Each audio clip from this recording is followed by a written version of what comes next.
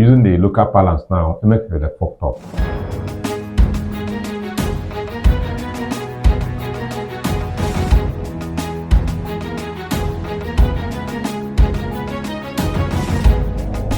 Welcome on Nabo TV Live. If this is the first time of joining us, don't fail to like, share, follow, and of course, subscribe. Don't also fail to click on the notification button so that you can get follow up with our updates constantly and continuously. My name is Chidi Peters, and of course, with me in the studio is of course a computer analyst and a public analyst too, Mr. Godwin. Mr. Godwin, you are very much welcome, sir. Thank you very much. And of course, it's no longer news that the central bank governor, Godwin Emefiele, has been suspended by the Mr. President, of course, quite 2 or 3 days ago, and following petitions and counter-petition, allegation of money laundering, counter-terrorism, sponsoring of terrorists, and a lot of other hosts of allegations. And of course, it's no longer news that after denial, the Directorate of State Security, DSS, who arrested Emefiele from Lagos and Freeman private jets, Abenicio denied having Emefiele in their custody.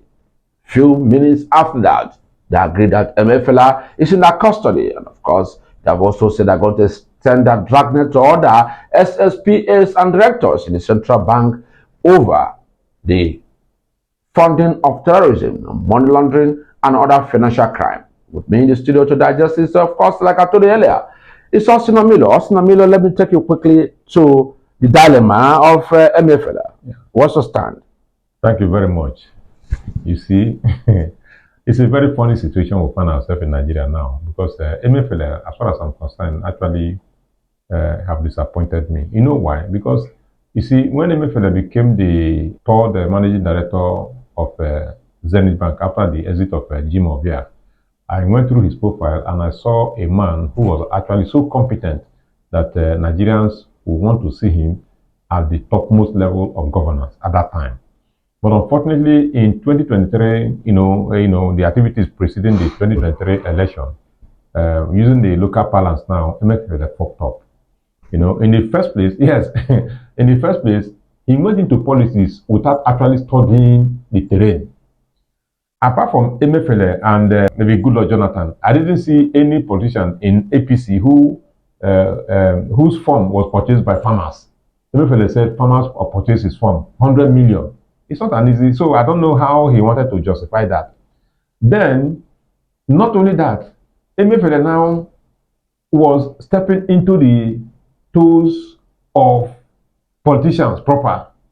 A lot of persons ask him, resign from your position if you wanted to contest for the presidency of this country. Instead of him to do that, he even went to court to challenge whoever was telling him to resign, which was unfortunate. So politicians were watching him. Now, while others were contesting, Emefiele was introducing the monetary policies, which of course I, August Nomino, stood for. In fact, I stuck out my neck to say, even if Emefiele reneged on that policy direction, I was going to stand by it. But unfortunately, I didn't know that he didn't plan for it. So, at all these levels, Emefiele had opportunities to resign his position as a central bank governor, but he didn't. So, the result of it now is that, despite the fact that Tinubu, during his campaign, has assured Nigeria that as soon as he became president of Nigeria, he was going to relieve Emefiele of his position, Emefiele was still standing there. Now, you see the result. So, if he has resigned, either because he wanted to contest election, or because he introduced a policy that failed, he wouldn't have faced this embarrassment.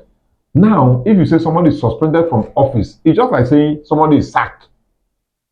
Having served as a CBN governor for 9 years, was that not enough for somebody to have resigned and say, okay, I have had enough.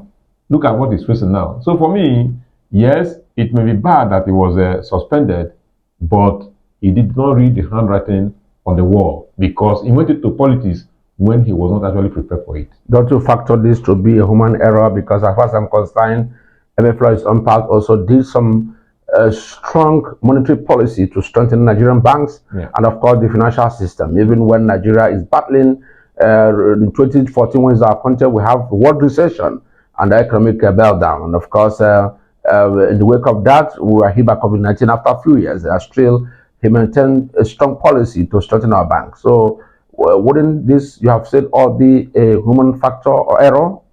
It appears to be so. But you see, when you are looking at situations, particularly situations that have to do with politics, you must be able to marry politics with economy if you're an economist, as Emefiele was or is. Now, but unfortunately, Emefiele leveraged on his profession as an economist. He never thought of, well, I think he didn't think of his position also as a politician, because his position was a political appointment. Now, if you are uh, implementing a policy that politicians in a group where you were found or seen to be a member saw you as somebody who was against a particular candidate, you should have read the handwriting on the wall that if that risk fails, you will also face. But I mean, Emefiele at this level, Yes. At this level in the society, Yes. and Nigerian banking and what central bank governor, Yes. do you see him funding terrorism? Well, you see. Or just a cook up allegation Yes. to give the dog the bad name? Yes, you see, if you accuse a small child of performing something that is wrong, if you accuse him, he or she will be forced to tell you the truth. So I think that is what is happening now. So if you now put, even if you say Emefiele is responsible for the failure of the Nigerian system, so it's an opportunity now for him to come out now to state his position exactly how it is, because it was not the accusation of sponsoring terrorism is not just leveled against him now. It was even leveled against him even before and during the time he introduced the monetary policy that failed. So those things would have helped him to now fashion out ways of managing his own affairs as an individual, in a corporate environment where some persons are given to, denying or, instigating some forces against persons in government. Well, cumulatively, people are saying there's just a scapegoat, because people are saying that during the last administration that we have a lot of people with high portfolios that are corrupt, Yes, that are engaged in money laundering. yes, And of course, people are saying even the Minister of Aviation have to go and charter an aircraft to deceive Nigeria. That was Nigerian Air. yeah. When the thing was meant to stay for 48 hours, and billions of naira was sunk into it. Yeah. And of course, Minister for Monetary Affairs was also accused of diverting billions of naira. Yeah. Well, of course, Minister of Education was also accused of deficiencies. Cumulatively, in your own opinion, don't you think that if DSS are going after Emefiele for money laundering, don't you think such people should be get involved in terms of questioning? Yes, they may be going after him because he, Godwin Emefiele, did not read the handwriting on the wall. Joseph Sanusi was the governor of CBN between 1999 and 2004. By 2002, there was an explosion, bomb explosion in Lagos. Sanusi did not initiate palliatives for people who were involved. Over 1,100 people died, and over 20,000 people were rendered homeless. Sanusi did not offer palliatives. Now, when Lamido Sanusi became the central bank governor after Soludo, the man gave palliatives worth 100 million to Kano State and Niger State as palliatives as a result of a bomb blast. And that cost him his position as central bank governor.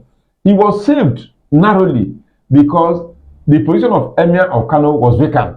So the people hurriedly made him an Emir of Kano and therefore stopped the government from going after him. Otherwise, he was also accused of financial recklessness. Now, Emefiele did not read the handwriting on the wall to show that, to see that even what he was doing, people were monitoring. So if you say it was like making him a scapegoat, it's because he didn't read the handwriting on the wall. Because if he told the pattern of the lifestyle of Joseph Sanusi, he will not fall into this debacle. But unfortunately, he still maintained the same position of Sanusi, living a flamboyant kind of style life as a governor of central bank. And that made the people, his enemies, to actually, set the prying eyes on him. So he may be a scapegoat, but that is because he did not read the handwriting on the wall. Do you want to tell me categorically clear, without being biased, that Emefiele is not being followed up because he's from a certain part of this country? Yes, that is the politics of the whole debacle now. I say politics now because when it first happened, there was one Uzo. Uzo said it was amounting to ethnic cleansing. Uzo is he said he's a director of something in the Igbo social cultural this and that is Ohanes Igbo. But shortly after he has made the statement, Isi Gunanzo or somebody, the Secretary General of Ohanes Igbo, came up. That is, the Uzo now said it was ethnic cleansing. Now, the Secretary General of Ezendigbo said Ezendigbo is behind President Bola Tinubu on his suspension of Emefiele. Now, after saying that, which is a variation from what Ozo said, now after maintaining their own stand, the chairman or president general of Ohanes Ndigbo, that's Iwanyan himself, came up to say, no, Uzo is not even a member of Ohanes Ndigbo. We don't even know him. He's an impostor. So this is an introduction for politics of ethnicity into the whole game. So even if you say it's because of he's not from a particular areas or the other, but you can see that even the particular areas that can be defending him now are divided. That tells you that somehow Emefiele has played into the hands of politicians because even the Khan nation where he belongs have not spoken. So unless one now waits and see, but even at that, see, if Emefiele has committed any crime, as a governor of a central bank, it doesn't matter. He will go for it. But if he has not, nobody should worry about whether he's arrested or not, because if the truth comes out and Emefiele is judged to be free from all the accusations given to him, maybe terrorism sponsor or financial recklessness and all that, after the investigation and he's free, I think he will be free indeed. Okay, of course, this is where we're going to come to the end of the very episode. The dilemma of Emefiele, of course, is still there because of DSS who are now pushing to obtain detention order from the court. And of course, if the order is granted, who knows when it's going to come out. We've had a lot of people that have such issues, and an order of detention was given to them. And to date, those people are still in DSS custody, despite court order to have them free. This is Noble TV Live. Don't fail to like, share, subscribe, and follow. Press the notification button for constant and continuous updates. My name is Chidi Peters.